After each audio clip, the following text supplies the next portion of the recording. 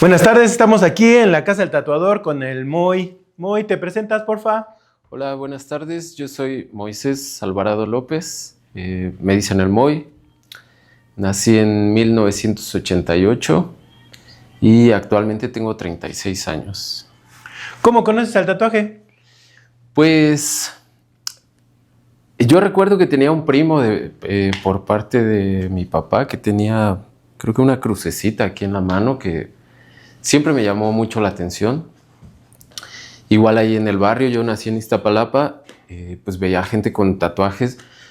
Ni siquiera veía qué era, pero me llamaba la atención el ver algo, ¿no? ¿En qué parte de Iztapalapa? En Bellavista, Iztapalapa. Y bueno, después de eso, muchos años en la secundaria, con un amigo una vez se nos ocurrió tatuarnos con una tinta Pelican y aguja de coser y pues me hice algo aquí en la rodilla, así me lo dibujé como una espiral. Me lo empecé a tatuar, yo no sabía ni cómo se hacía, ni cómo se veía. Y pues cuando me levanté se hizo chiquito, ¿no? Porque Sí, claro. pues lo dibujé así, ¿no? Y ahí fue como mi primer acercamiento y después de eso yo no volví a tener contacto con el tatuaje hasta ya como los 18 años. Y fue que tuve una exnovia que estaba comenzando a tatuar. Y ella me hizo un tatuaje y después un día dejó las máquinas en mi casa, dejó todo el equipo. Se me ocurrió armarlo para ver si funcionaba y cuando vi que funcionó, pues me empecé a tatuar. ¿Cómo le decían a ella? Valentina. Y bueno, en ese tiempo yo me acuerdo que ella tenía 2 tubos, uno de 7 Magnum y otro como de 5 línea y yo pensé que era pues, lo que existía, ¿no? Y esos tubos yo los lavaba pues, en el lavabo de la casa, sin guantes ni nada. En una bolsa traía todo mezclado, las tapas, los tubos sucios, las toallas. y pues así lo hacía, ¿no? Al día siguiente de que yo me tatué, fue un primo, se lo enseñé y me dijo, a ver, tatúame. Y luego resultó que con esta chica, con Valentina, ella tenía que ir a hacer prácticas de cocina a Pachuca y yo me fui a Pachuca con ella y yo había hecho como 5 tatuajes feos sin que nadie me enseñara ni me dijera nada. ¿Pero de dónde te sale la idea de tatuarte? O sea, Pues no sé, me llamó mucho la atención, se me hizo que estaba chido, que estaba divertido. Yo en ese tiempo estudiaba música profesionalmente en la UNAM y llevaba ya muchos años dedicándome a la música, pero cuando vi el tatuaje como que hubo algo que llamó mucho mi atención y que jaló como una pasión que tal vez ya no estaba sintiendo en la música, lo empecé a sentir como en el tatuaje, ¿no? De que podía pasar muchas horas viendo revistas, cosas relacionadas al tatuaje sin que me pesara, ¿no? Y ahí en Pachuca se me ocurrió ir a un estudio a pedir trabajo porque yo solo iba a acompañar a mi novia de ese tiempo y yo no tenía más que hacer ahí en Pachuca. Y entonces hubo un tatuador que me recibió que se llama Gonzalo Ambrosio y no sé ni por qué me dijo que sí, porque el día que fui y le traté de enseñar las fotos que tenía, me dijo que no traía su computadora y no sé qué, y por una o por otra no pudo ver las fotos que yo tenía, pero me dijo, pero mañana cáele. Entonces ya cuando fui al día siguiente le dije, voy a lavar mis tubos. Pues yo fui y los lavé como yo los sabía lavar en 5 minutos y bajé y me dijo, ¿a poco ya lavaste tus tubos? ¿No? Y los desarmó y pues no, costrotas de tinta y todo. Y pues ahí se dio cuenta que yo no sabía absolutamente nada, ¿no? Pero pues al contrario de correrme, como que me compartió lo que él me podía enseñar en ese momento, ¿no? Entonces, yo no considero que él fue como mi maestro, pero fue la primera persona el primer tatuador real que me tendió la mano y que me dijo, mira, esto yo lo hago así, así, así, ¿no? Y en ese momento mi visión del tatuaje cambió mucho porque yo pensaba que solo haciéndolo iba a mejorar, iba a ser bueno, ¿no? Cuando realmente me di cuenta, pues que en el tatuaje hay tatuajes buenos y tatuajes malos y todo, ¿no? Entonces, regresando de Pachuca, un amigo que iba conmigo en el CCH, que le dicen el Bate, me presentó a Neto y a Morocco. ¿Bate el que tatúa? Bate el que tatúa, sí, sí. En ese momento que yo conocí a Neto, le dije que si me podía enseñar y pues su respuesta fue un no. Así, no por esto, ¿no?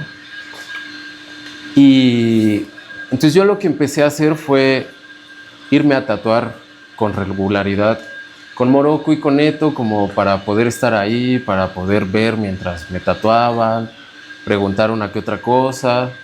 Y cada que tenía la oportunidad le pedía aprendizaje y siempre me decía, no, porque vives muy lejos, no, porque tú ya tatuaste alguna vez, no, porque estás estudiando otra cosa, ¿no?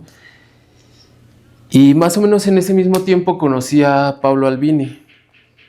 Y entonces Pablo me aceptó como aprendiz. ¿En dónde estaba Pablo? En la vieja escuela, ahí en la avenida del Imán. Ok. Sí. Y ahí estuve como... Espera, sí. ¿Gonzalo dónde estaba? ¿En Pachuca? En Pachuca. ¿Pero en qué parte de Pachuca? En el centro de Pachuca, en un estudio que se llama Tribu Asfáltica. Ok, ya. Y bueno, ya aquí con Pablo, desde que iba a entrar con Pablo, el Morocco me dijo, mira, nada más te voy a decir una cosa, si quieres aprender a tatuar, te vas a tener que acomodar al carácter y a la forma de ser del tatuador, ¿no? Entonces yo dije, sí, chingue su madre, ¿no? Y bueno, Pablo era rudo, ¿no? Pablo era pues una escuela ruda, ¿no? Donde, pues, como yo lo entendí, como que muchas veces era destruirte como persona para que después te construyeras. Y también me decía como, el tatuaje es algo de la calle, ¿no? Y si no aguantas estas cosas es porque no estás hecho para esto, ¿no? Y varias veces me fui llorando a mi casa de coraje, ¿no? Pero pues era un coraje de le voy a demostrar a este güey que sí, ¿no? Ahí, espérame, ahí... Porque se habla mucho del abuso de la vieja escuela, ¿no? Pero el hecho de que quisieras irte y regresar significa que no era tanto un abuso negativo o qué era lo que te hacía querer regresar. No, yo no considero que era un abuso negativo. Al mismo tiempo, así como había cosas rudas o difícil o bullying o lo que fuera, también me estaba enseñando muchas cosas. Y yo no dibujaba nada. Entonces, Pablo fue como el primero que me dio las bases para el dibujo tradicional y cómo comprender y cómo simplificar y cómo aprender a copiar para conocer el tatuaje tradicional. Y pues realmente me gustaba. O sea, me gustaba estar ahí. Había días que eran más rudos que otros. Había días en los que era muy divertido, ¿no? Al final, pues era un medio y un lugar en el que yo quería estar, ¿no? Después estuve como un año y medio con Pablo. En ese tiempo igual yo seguía yendo a visitar a Neto y yéndome a tatuar con él y todo. Y en el momento en el que ya terminé mi tiempo con Pablo, le volví a decir a Neto que si me podía dar aprendizaje. Para ese entonces yo ya había dejado de estudiar música, yo ya había dejado cualquier otra ocupación y distracción que podía tener en mi vida y lo único que tenía era el tatuaje, ¿no? Entonces recuerdo que un día me dijo así como, ay, me agarraste en curva, ¿no? Me dijo, ven la próxima semana, ¿no? Fui y me leyó toda la cartilla, ¿no? Me dijo, mira, aquí vas a tener que llegar a las 9 de la mañana vas a tener que lavar los tubos, vas a tener que limpiar, vas a tener que dibujar tanto, vas a tener que hacer esto, esto y esto. Y me dijo, mira, no quiero que me respondas nada ahorita. Vete a tu casa, piénsalo un mes. Y si piensas que vas a poder con esto, aquí nos vemos en un mes. Y si no, pues mejor seguimos siendo amigos, ¿no? Entonces, también él me pedía mínimo 2 años de servicio al estudio, ¿no? Porque él me explicaba que el aprendizaje pues, es algo que no se debe de pagar con dinero, porque pues no, más bien se paga con el mismo trabajo, ¿no? Con el mismo servicio hacia el estudio y todo, ¿no? Entonces, pues cuando entré con Neto, justo habían entrado otros 2 aprendices. Fue como la primera vez que Neto había aceptado así varios aprendices. Antes de ustedes había otros, hubo otro. Pues estuvo Roxy y Morocco, que, o sea, no sé si fue como tal, pero pues sí, de ahí viene también, ¿no? Sí, o sea, de ellos dos solamente. Ellos dos, Pues ustedes fueron como la primera generación sí, que él aceptó. sí, sí. Y pues en esa generación fuimos el Carlos Mal, Valentina en Latina y yo. Esa Valentina no es la misma que era tu novia. No es la misma. Sí, no es la misma. Y pues... Y esa, espera, ¿y tu novia ya no siguió tatuando? Bueno, ¿tu exnovia ya no siguió tatuando? Sí, me parece que sigue tatuando. No sé si se dedique al 100 a eso, pero me parece que sí sigue tatuando. Un tiempo creo que fue como medio aprendiz de Morocco. Pero realmente sí no sé si en qué estudio sí, están. ya no seguiste la pista. Okay. Sí. Y bueno, pues ahí con Neto fue totalmente otro mundo diferente a lo que había sido con Pablo, ¿no? Claro. Aquí, pues, la filosofía que él tenía sobre el tatuaje y sobre el aprendizaje y la enseñanza eran completamente diferentes, ¿no? Que todavía el primer mes a mí me tuvo dibujando así un cerezo, ¿no? Y después de ese mes me dijo, bueno, ya vi que no te hartaste y no te fuiste, pues ya te voy a empezar a enseñar más, ¿no? Y ya me empezó como a enseñar más cosas, que mucho era como el estar en el estudio, el verlo hablar con los clientes, el ver cómo tatuaba a los clientes, el ver cómo conducía también los tatuajes. Fue como un aprendizaje muy grande, que no era solo el tatuar, ¿no? O sea, realmente el Neto, él veía el tatuaje de una forma 100% humana y donde realmente estamos tratando con más personas, no con un lienzo.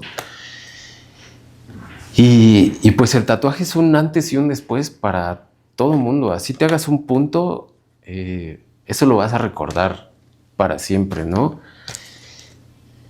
Y a veces a nosotros como tatuadores podemos hacer ese momento tan especial para una persona, una mierda o un momento chido, ¿no? Uh-huh. Entonces,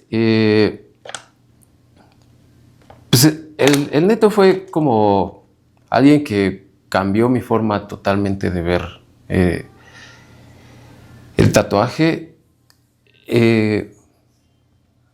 Tenía una idea muy sencilla,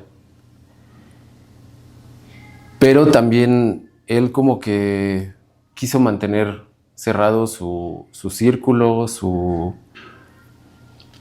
y yo no, o sea, en un tiempo como que no comprendía tanto el por qué, ¿no? El por qué no aceptaba a cualquier aprendiz, el por qué... Y es que en realidad el Neto sabía muchas cosas, ¿no? O sea, ahora yo hago muchos proyectos grandes y creo que eso es algo que se lo debo completamente a Neto, porque el Neto me enseñó a cómo hablar con un cliente para poder dirigir un tatuaje, el que sea, a tal vez terminarlo haciendo un proyecto, ¿no? el aprender como la anatomía del cuerpo, el poder sugerirle a las personas. O sea, él me decía como, mira, es importante que el cliente sepa que tú eres el profesional para que el cliente no tome el control del diseño, porque si no el cliente te va a empezar a decir, no, pero aquí hazle así, y al final el que sabe eres tú, ¿no? Pero sin que hagas sentir como pendejeado al cliente, porque de esa manera el cliente más bien va a entender las razones, te va a dar la razón y te va a decir, bueno, sí, y confío, ¿no? Y algo que hacíamos mucho nosotros era que poníamos un cronómetro y nos poníamos a dibujar, ¿no? Decíamos, hay que hacer un pavo real con un dragón, ¿no? Y dábamos tanto tiempo, lo boceteábamos y nos pasábamos los dibujos. Y en un principio, entre los aprendices hacíamos esto, nos decíamos como, no, pues aquí está mal esto, aquí está mal esto, aquí está mal esto, ¿no? Y un día el Neto, que no tenía cita, se puso a jugar con nosotros y como que topó esa parte de que solo nos estábamos diciendo las cosas que estaban mal, ¿no? Y él nos dijo, oigan, es que también está chido decir las cosas que está bien, porque todo esto es para generar confianza, para cuando llegue un cliente, uno sentirse con la seguridad de yo sé hacer esto y yo te puedo bocetear esto y te puedo vender un tatuaje bien, ¿no? Porque al mismo tiempo ya uno generó esa confianza en sí mismo, ¿no? Entonces como que hubo muchas cosas así que a mí me marcaron y marcaron como mi forma de ver el tatuaje en general, ¿no? Pero también en ese tiempo yo creo que quizá Los Tres Calavera era de los pocos estudios privados, o no sé si casi que el único privado profesional. Y para mí era muy cómodo porque en ese tiempo no había tantos tatuadores, había mucho más trabajo para todo el mundo. Y también con el respaldo de que Neto era nuestro maestro, pues sus mismos clientes aceptaban tatuarse con nosotros y todo, pero desde que yo empecé, pues ya trabajaba con citas, ¿no? ¿Recuerdas en qué año llegaste con Neto? No, soy muy malo para los años. Tenía como 20 años yo, 21. Y ay, se me fue la onda. ¿Trabajas con citas? Ah, sí. Entonces, Neto siempre nos hacía hacer como 3 diseños diferentes de lo que fuéramos a tatuar. Por si el cliente a la mera hora me decía, no me gusta con fuego, mejor con flores, no con flores, con agua, ¿no? Y eso era de cierta forma muy cómodo, pero cuando el cliente llegaba y te cambiaba la idea totalmente, no un elemento, entonces ahí a mí, que yo no era un dibujante nato, pues sí me metían en un pedo, ¿no? Porque tenía que resolver y la presión y todo, ¿no? Y yo me daba cuenta que si al Neto le pasaba eso, o sea, le llegó a pasar unas cuantas veces, él fácil agarraba los plumones y se aventaba un freehand y todo bien, ¿no? Entonces ahí como que yo me di cuenta que tal vez mi proceso como tatuador no iba a estar completo si toda la vida lo pasaba en esa burbuja que eran Los Tres Calaveras, ¿no? Entonces ahí yo hablé con Neto porque también entendí que él y Morocco tenían la habilidad de resolver cualquier cosa porque por muchos años habían trabajado en dermafilia, en estudios abiertos donde pues, hay que resolver lo que entra por la puerta y hay que hacerlo y bien. Entonces yo hablé con él y le dije, mira, creo que tengo ganas de experimentar esto, ¿no? Entonces, de ahí él me dijo como, pues sí, está bien, y nos despedimos todo chido. Y le dije que me iba a ir al estudio 184, ¿no? Y solo me dijo, mira, casi que de todos los estudios sería el que no me gustaría que te fueras, pero pues ni pedo, ¿no? Vívela, ¿no? Y me fui a vivirla. O sea, en ese tiempo era una locura. Había así trabajo como no tienes idea. Pero había un ambiente súper rockstar, un ambiente donde los clientes eran nada, ¿no? Así, era algo donde pues, los tatuadores traían audífonos, totalmente contrario a la escuela que yo había aprendido, ¿no? Y al mismo tiempo pues estaba haciendo mucho dinero y no sé, la mente se confunde. Sí, entrando a también la farándula también. en eso, ¿no? Entonces como que en algún momento me llegué a sentir pues, bien hueco ahí, todo, con dinero de sobra y pues vino un tiempo de consumo de drogas fuerte, ¿no? Así, hasta que pues al final ya no fue sostenible la vida. Me terminé yendo de ese estudio. De ahí pasé un rato por DF Tatuajes y de ahí como que anduve brincando por estudios, ¿no? Y después llegué a un estudio que se llama North Tattoo y ahí como que me acomodé, ahí conocí a Helio y el tiempo que nos conocimos, ahí creo que fue un tiempo de mucho aprendizaje. Él también le pega bien recio, ¿no? Sí, sí fue como un tiempo de mucho aprendizaje para los dos. Creo que los dos teníamos bastante hambre y al mismo tiempo estábamos muy agradecidos con todo lo que el tatuaje nos había dado, ¿no? Para este entonces yo ya había viajado un poco, me había ido a Rusia a tatuar. ¿Quién te invitó o cómo?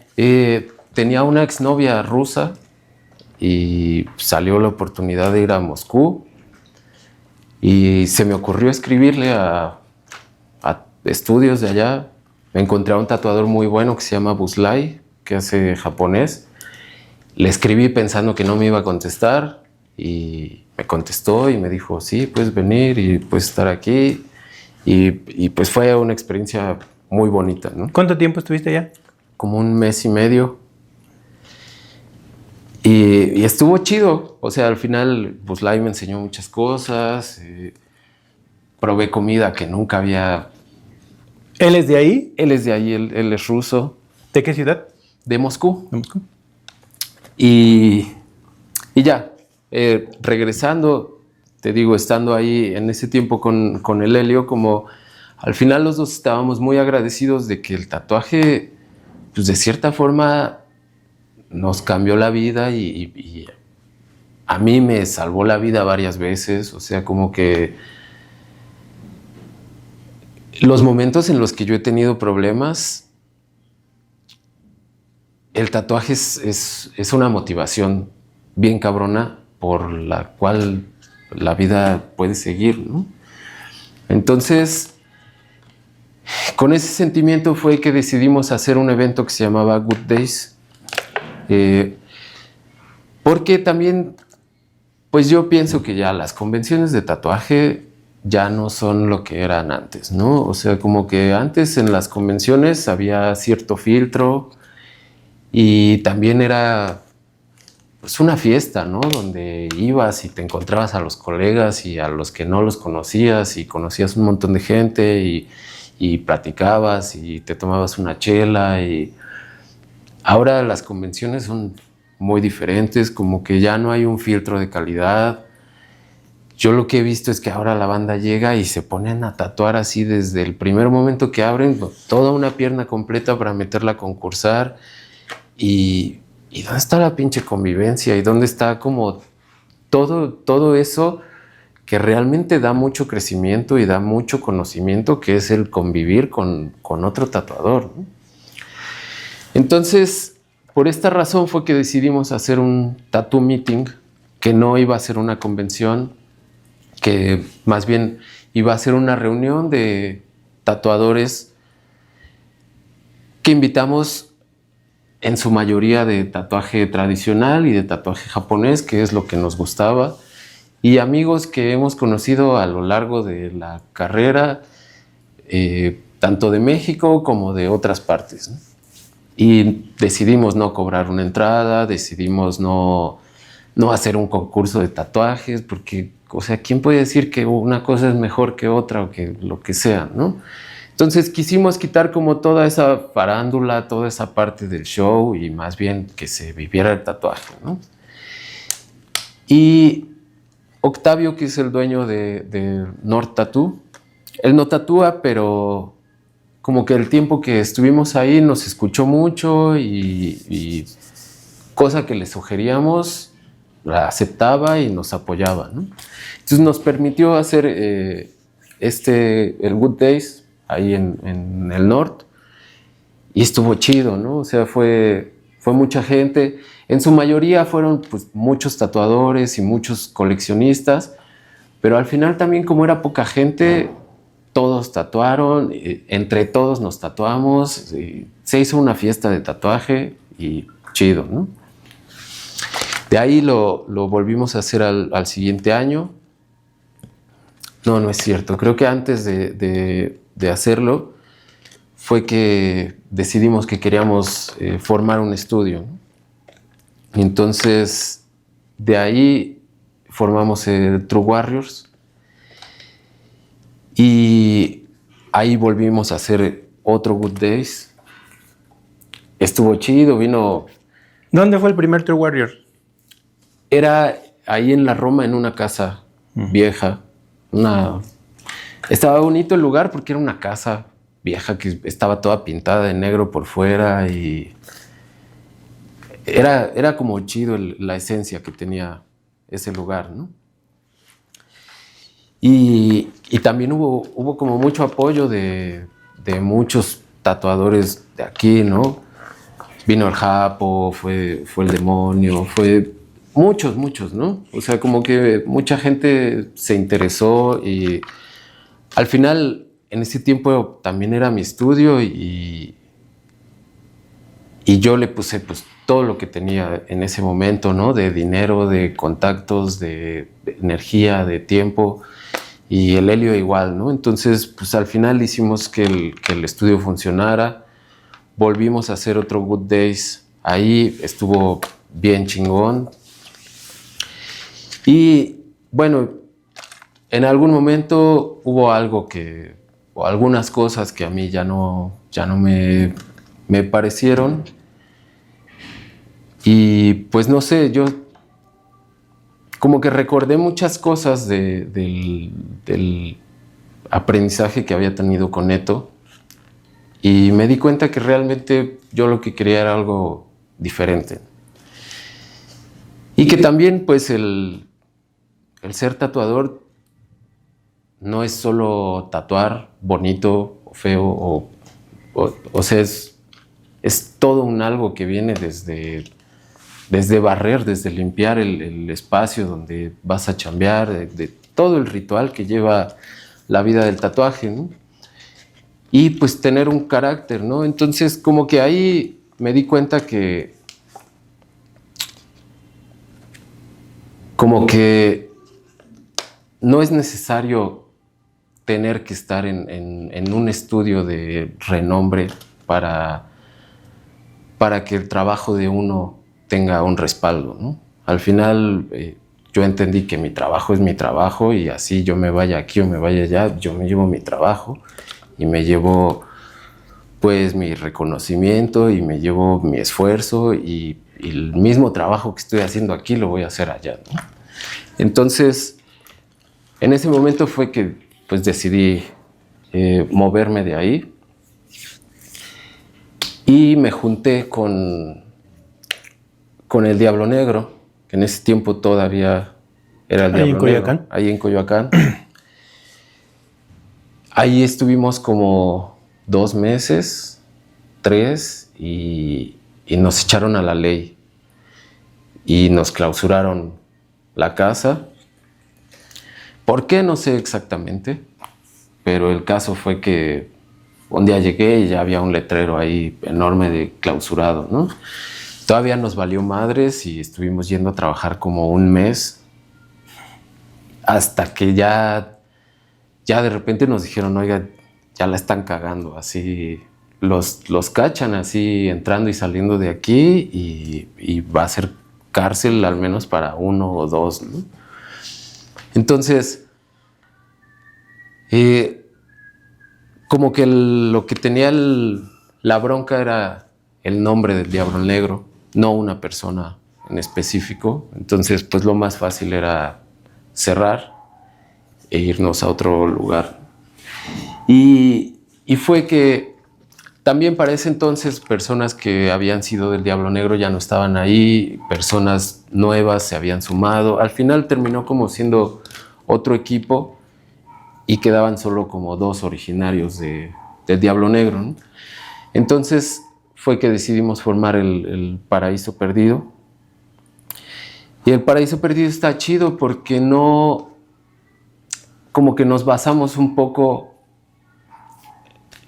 en la forma de trabajo que tenía Dermafilia, un poco, de que no hay un dueño como tal.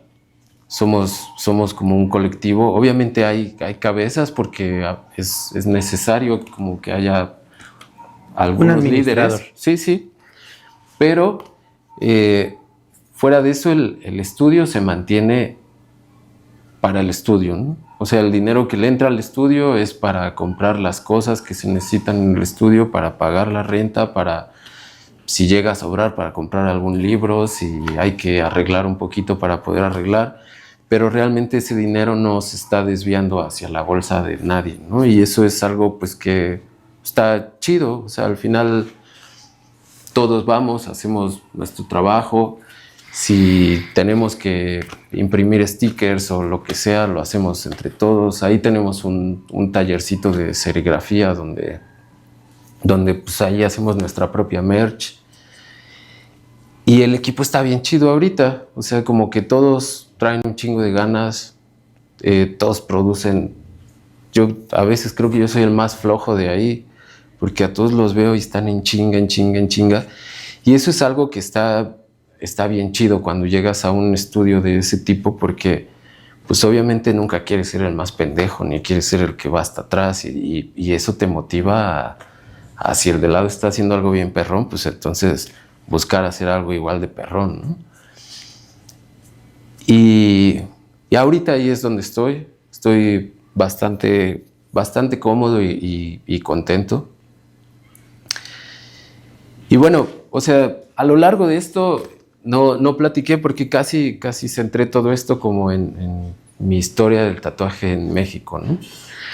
Pero pues el tatuaje me ha permitido viajar bastante por el mundo, me ha permitido conocer personas muy importantes que han definido mucho mi forma de ver el tatuaje hoy en día, ¿no?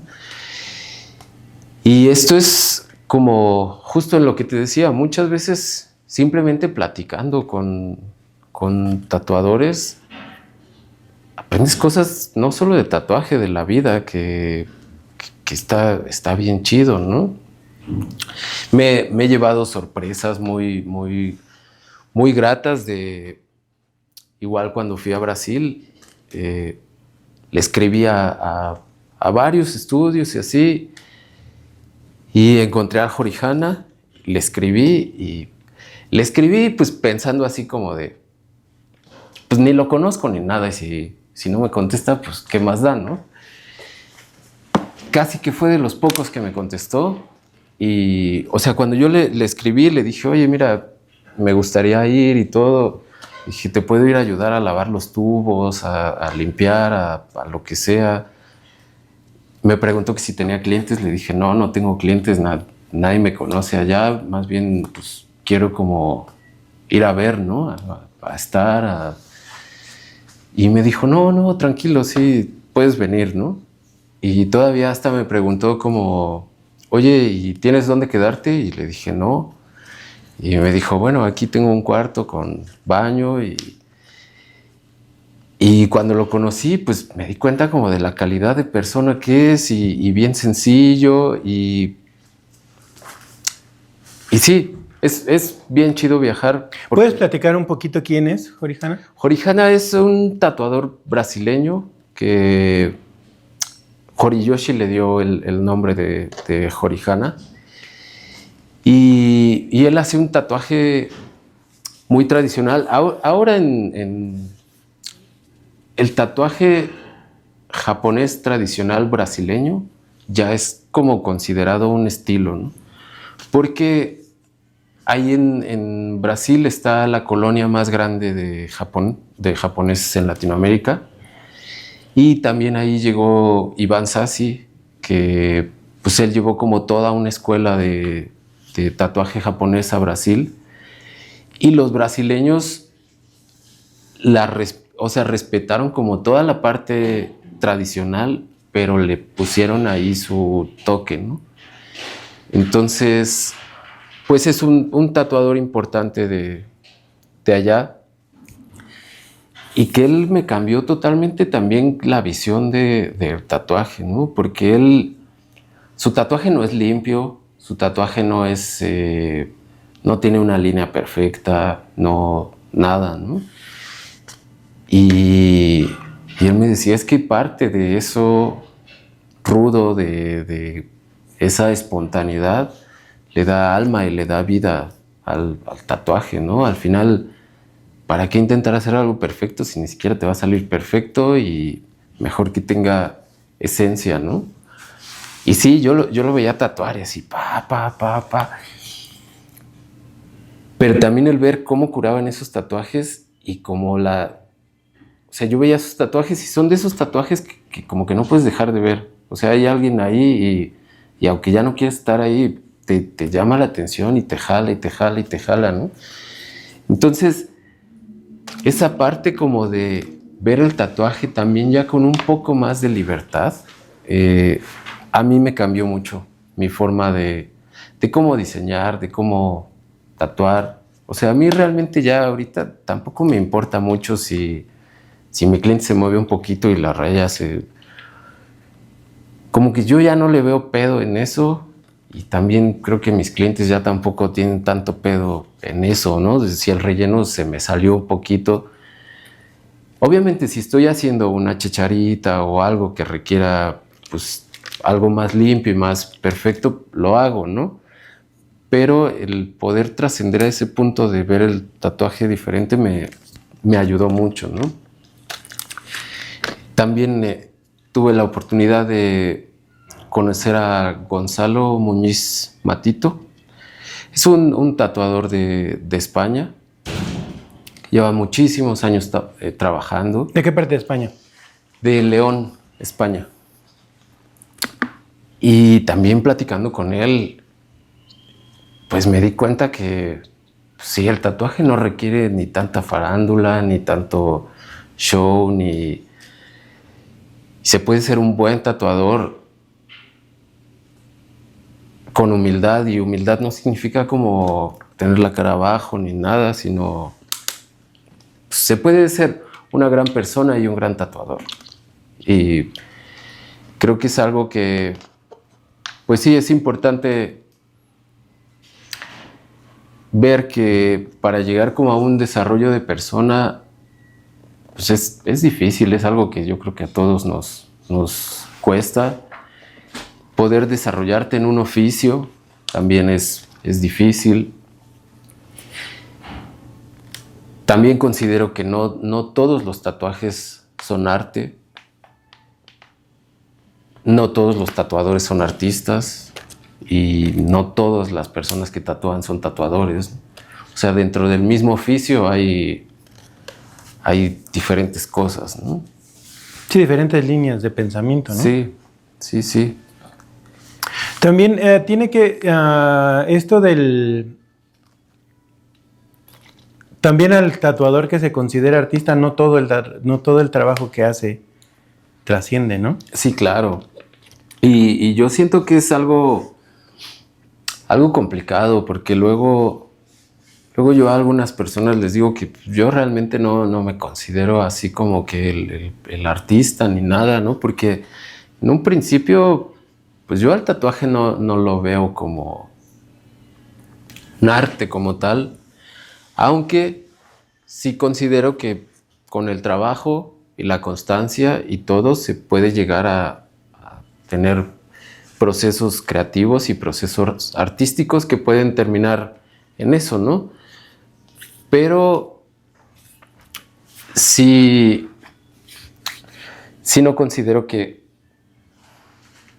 todos los tatuadores necesariamente tengan que ser o sean artistas, ¿no? Y que es algo que luego nubla mucho la vista de las personas, ¿no? El sentirse artistas o... El querer.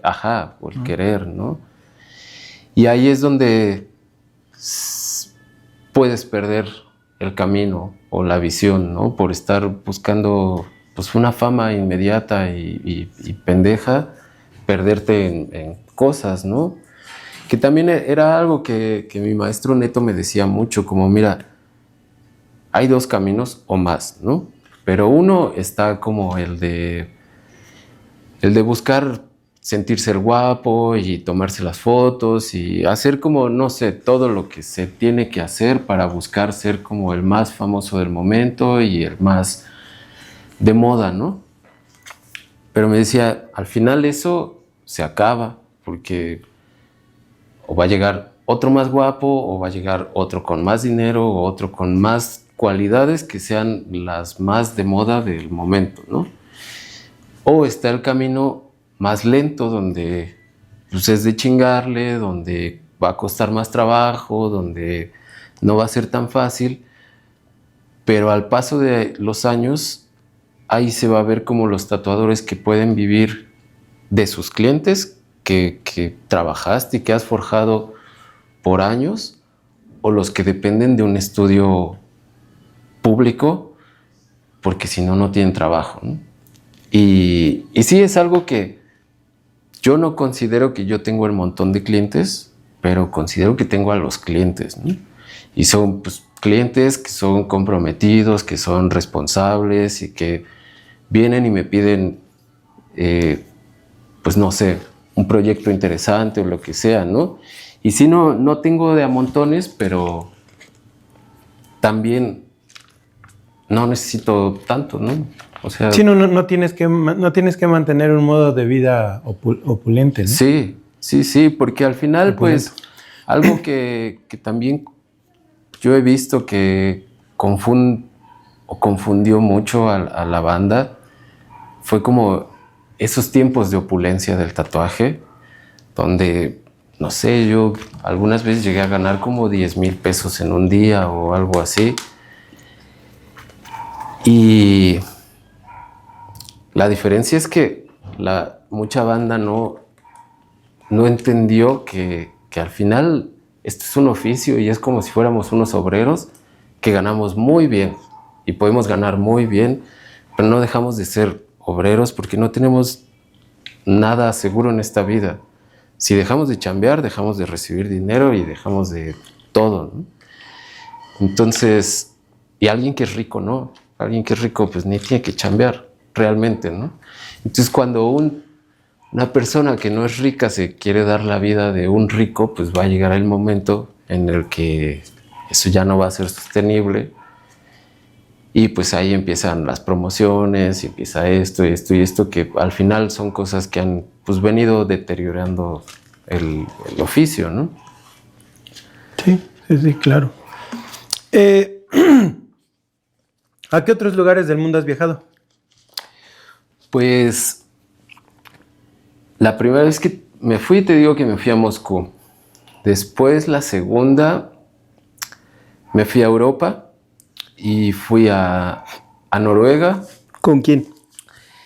Con un chileno que le dicen el Jano. Es un chileno que es como mapuche, como de los indígenas de Chile. Y el güey tiene un estudio allá que se llama Werken Tattoo.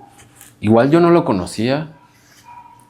Me lo recomendó, bueno, me contactó con él otro tatuador que le dicen el Tebo, de aquí. Entonces llegué allá y primero el Jano me dijo, pues te puedes quedar aquí 2 días en mi casa y así. Como que llegando ahí, pues nos llevamos chido y todo. Y me dijo, ya, si te quieres quedar el tiempo que quieras, está bien, ¿no? Entonces, ahí estuve como 2 semanas en Noruega. Luego me fui a Dinamarca con Soren. Fui a Berlín, a España, a Francia, a Bélgica, a Colombia, Costa Rica.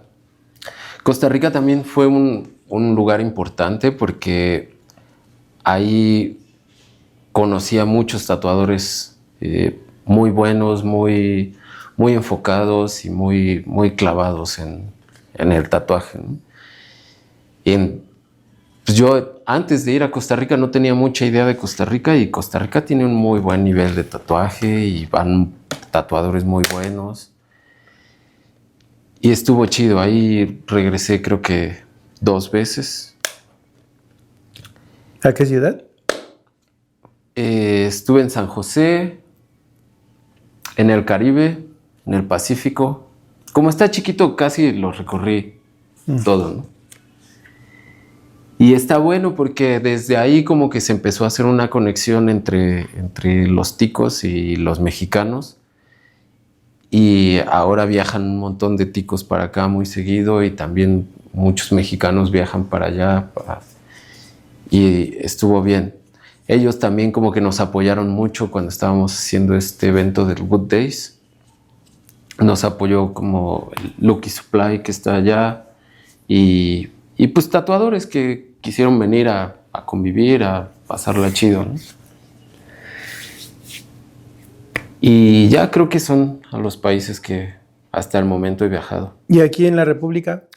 Aquí pues he estado en Tijuana. ¿Con quién? Con el Sharky, en el Tijuana. En Aguascalientes con el Japo. He estado en Pachuca, te digo, con Gonzalo.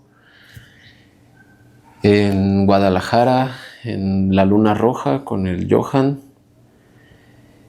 En Oaxaca, en el Tinta Sangre, con el Martín.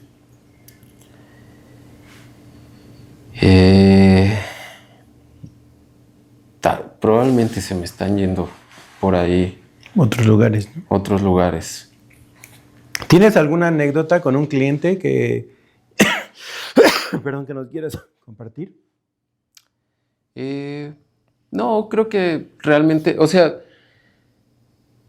ahora tengo muchos clientes que han terminado siendo amigos, más cuando, pues no sé, tienes un cliente que lo tatúas más de 3 veces, pues ya el grado de confianza cada vez va siendo mayor, ¿no? Uh-huh. Pero así como alguna experiencia en específico, creo que no. Cuando llegas a Moscú, pues totalmente otra cultura, ¿no? Otro idioma, otras letras, o sea, casi vas ciego, ¿no? Sí, aparte, como yo no tengo visa, la única forma era hacer una escala en Cuba. Y ya pasamos como una noche en Cuba, y de ahí ya volamos directo a Moscú.